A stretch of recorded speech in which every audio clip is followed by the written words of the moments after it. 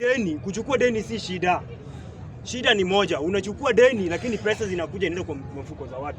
Once umechukua deni, pesa imekuja imeenda kwa mfuko ya mtu, hiyo pesa inakuja inakuwa unproductive. Kumaanisha hiyo deni haina faida.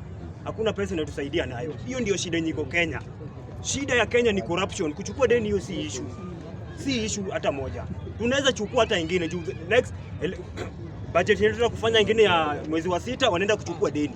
Na hiyo deni itachukuliwa lakini bado pesa ndio kwa mfuko za watu. Kama wakati wa Uhuru Kenyatta, pesa ya kwanza ya Uhuru Kenyatta alichukua deni. Tukaona corruption ya Eurobond.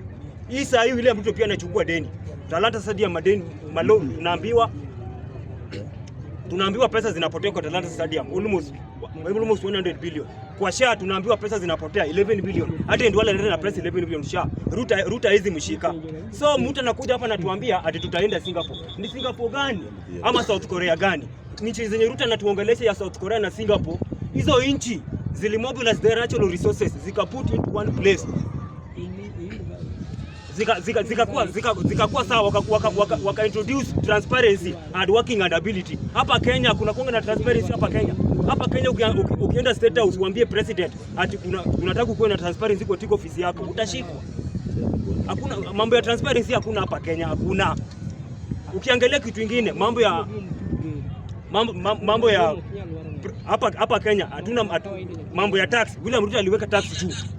Saa hii tax regime haifai kufukuza ma investors. Tax regime inafaa kuleta ma investors, lakini Ruto alichukua tax akaweka tax juu. Ukienda hapa industrial area, makampuni mingi zimeenda na Wakenya walikuwa wanapata kazi kwa hizo makampuni, hata kama ilikuwa ni 20,000, 25,000, lakini ilikuwa ni kidogo, but mwisho wa mwezi kuna pesa. But one venye William Ruto aliingia kwa kiti, makampuni zilienda. So sasa hii Wakenya hawana kazi. 35% of Kenya youth hawana kazi, watu wako njaa.